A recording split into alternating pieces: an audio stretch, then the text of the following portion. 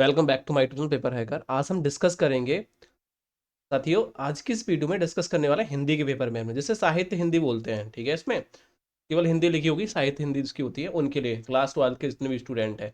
मैंने जो सामान्य हिंदी थी उसके लिए मैंने पहले से इंपॉर्टेंट क्वेश्चन दे दिए है कि क्या क्या आपको पढ़ना है, क्या छोड़ना है। ठीक है ना। तो वही जो मैंने बताया है, जिन चैप्टर पर टिक लगवाए वही चैप्टर के लेखक का, राइटर का नाम याद करना है, चैप्टर का नाम याद करना है। ठीक है। और उन्हीं से आपसे संदर्भ पूछेगा, उन्हीं के पास लेखक के नाम पूछ सकता है, उनसे व्याख्या पूछ सकता है, इससे बाहर कुछ नहीं पूछेगा।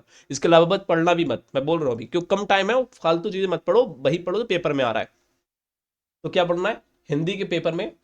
हिंदी जो साहित्य जिसका है उसको देख लो। 12th के पेपर की बात करने वाले हैं। यहाँ देखो हमारा पहला, देखो कुछ एमसीक्यू क्वेश्चन पूछे गए, मतलब कि 10 एमसीक्यू क्वेश्चन पूछे जाएंगे, 10 नंबर के होंगे। कौन कौन से? हिंदी गद्य से पूछे जाएंगे एमसीक्यू, और हिंदी काव्य से पूछे जाएंगे 10 क्वेश्चन। ठीक है, मतलब 5-5 क्वेश्चन पूछे जाएंगे। टोटल कितने होंगे? 10 क्वेश्चन होंगे और 10 नंबर के होंगे। ये आप अपने गैस पेपर नोट्स जो भी है आपके पास उस पर, उससे याद कर लेना। ठीक है, वहीं से सब कुछ हो जाएगा, फालतू कुछ पढ़ने की जरूरत नहीं है। वहीं से ही जितने क्वेश्चन है उनको एक दो बार पढ़ लेना, बस वही आएगा। अब आ जाओ दूसरे पॉइंट, जो उनका रिटन एग्जाम होने वाला है उस पर ध्यान दो। ये हमारा गद्यांश, एक गद्यांश आएगा, एक 5-6-7 लाइनों की एक पूरी एक गद्यांश पूछा जाएगा, पूरे लाइनों का होगा। ठीक है, और एक पैराग्राफ टाइप का होगा पूरा। ठीक है, उसका क्या होगा, एक गद्यांश होगा, मतलब पूरे तरीके लिखा होगा। उसमें आपसे क्या 4-5 क्वेश्चन पूछेगा, उस गद्यांश से 5 क्वेश्चन बनेंगे। कौन कौन से क्वेश्चन बनेंगे? प्रत्येक क्वेश्चन 2 नंबर का होगा, मतलब कह सकते हैं 10 नंबर का क्वेश्चन यहीं से बनेंगे, गद्यांश गद्यांश से। याद रखिए, बिल्कुल आसानी से पास करोगे, 95% यहीं से मिलेगा, जो बता रहा हूँ, कुछ भी बाहर नहीं जाना है। तो क्या करना है, जो गद्यांश आएगा, कितने गद्यांश, कौन कौन से चैप्टर से गद्यांश पूछ सकता है वो भी मैंने आपको यहाँ क्लियर किया है। तो देखिए यहाँ आपको जो गद्यांश पूछेगा, उस गद्यांश में से आपको क्लियर हो गया कि वो संदर्भ पूछेगा। पहला तो हमको संदर्भ याद करना है, क्योंकि 2 नंबर यहाँ क्लियर हो जाएंगे। उसके बाद में उसी संदर्भ जो गद्यांश होगा उसकी पूरी व्याख्या पूछेगा, तो 2 नंबर ये क्लियर हो जाएंगे। उससे रिलेटेड 3 क्वेश्चन और पूछेगा कि इसके शीर्षकांक क्या है इसका। ठीक है, क्या है, मतलब उसी से रिलेटेड, उस गद्यांश में से रिलेटेड कुछ क्वेश्चन पूछ लेगा, जिसके बारे में कुछ भी हो सकता है।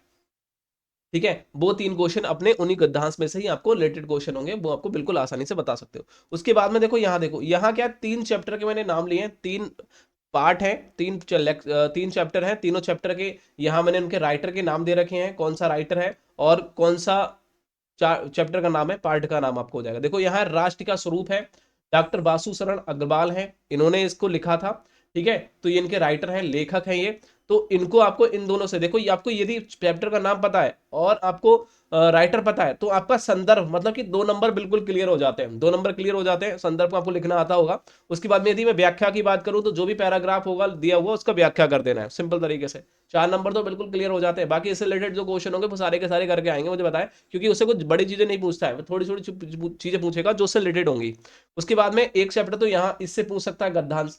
दूसरा पूछेगा जो जो कह सकते हैं रावट नर्सिंग होम था, उनमें से जो श्री कन्हैया लाल मिश्र प्रभाकर थे, इनके राइटर थे, इस चैप्टर से लेकर कोई क्वेश्चन पूछ सकता है, मतलब गद्यांश पूछेगा। और इसी एक चैप्टर और है जिसे कह सकते हैं अशोक के फूल। ठीक है, आचार्य हजारी प्रसाद द्विवेदी, इस चैप्टर से लेकर कोई क्वेश्चन पूछ सकता है एग्जाम आराम से। तो ये 3 चैप्टर को आपको तैयार करना है, इसके अलावा कुछ एक्स्ट्रा नहीं पढ़ना है। बहुत सारे चैप्टर दे रखे हैं, उन पर बिल्कुल ध्यान मत दो, इन 3 ही चैप्टर को पढ़ना है, और इसी से गद्यांश आएगा, यहीं से 10 नंबर आएंगे, समझ लो। ठीक है, इन तीनों के चैप्टर के नाम और इन तीनों चैप्टर के राइटर, जो राइटर है उनको पढ़ना है बस। उसके बाद में पद्यांश में आ जाइए। पद्यांश में क्या आएगा, इसमें आपको क्या पूछेगा, देखिए इसमें भी आपको संदर्भ पूछेगा, ये भी आपका 10 नंबर का होगा, 2-2 नंबर के 5 क्वेश्चन पूछेगा वो टोटल। ठीक है, व्याख्या भी पूछेगा, और उनमें 2 रिलेटेड उसी से गद्यांश से ही, सॉरी पद्यांश से ही रिलेटेड कुछ क्वेश्चन पूछेगा, जो 2-2 नंबर के होंगे टोटल। अब देखिए संदर्भ तो पूछेगा ही पूछेगा, 2 नंबर क्लियर हो गया। व्याख्या पूछेगा, उसी गद्यांश के सेम टू सेम लिख दोगे ना, थोड़ा सा चेंज करके, तो पूरे 2 नंबर मिल जाएंगे, लेकिन करना अच्छी राइटिंग में है। ठीक है, इसमें क्या है, मैंने कुछ 3 चैप्टर यहाँ, सॉरी 4 चैप्टर दिए हैं, इसमें से मैं 3 ही चैप्टर को क्लियर करूंगा जो वेरी इंपॉर्टेंट होंगे। जैसे भारतेंदु हरिश्चंद्र है, तो भारतेंदु हरिश्चंद्र जो है उनकी प्रेम माधुरी। ठीक है, प्रेम माधुरी क्या है, एक कविता कह सकते हैं, प्रेम माधुरी वाली है, तो ये इनके कवि हैं, तो इसको आपको देखना है। उसके बाद में अयोध्या सिंह उपाध्याय हरिओत जो है, ये पवन जो द्युतिका है, इनके बारे में आपको देखना है, ये काफी इंपोर्टेंट है, यहां से क्वेश्चन बनेगा।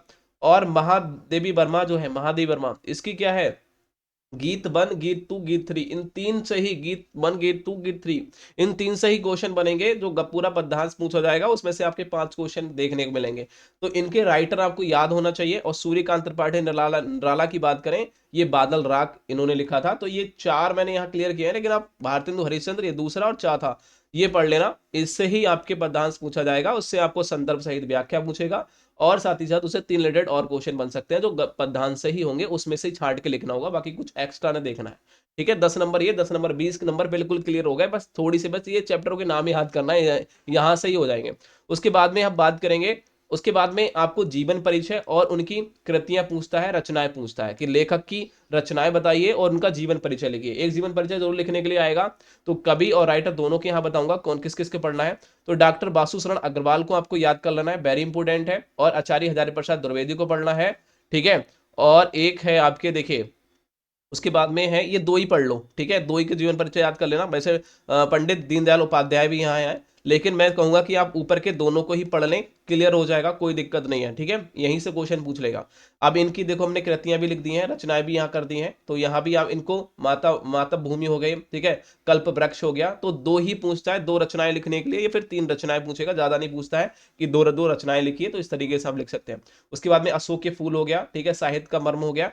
तो ये भी आपको जब इनको इतना याद होगा, जब मैंने यहाँ लिखवाए हैं और जो आप याद कर लोगे एक ही बात में, तो यहाँ से पूरे पूरे क्लियर, मतलब कह सकते हैं ये जो आपकी लगभग में 5 + 2 7 नंबर का यहाँ से बनेगा। क्योंकि 5 नंबर का आपका बनेगा जीवन परिचय और 2 नंबर की बनती है रचनाएं कृतियां। ठीक है, तो दो दो आप लिखोगे, दो दो नंबर की हो गई, इसलिए कह रहा हूं कि बहुत अच्छी तरीके से याद कर लेना। उसके बाद में आता है कवि का जीवन परिचय और उसकी कृतियां। ठीक है, तो क्या होगा, जैसे कि कवि की यदि बात करें तो भारतेंदु हरिश्चंद्र आपको याद करना है। भारतेंदु हरिश्चंद्र का जीवन परिचय याद करना है, और मैथिली शरण गुप्त का याद करना है, जयशंकर प्रसाद का याद करना है। ये तो आपने याद कर ही लिए होंगे।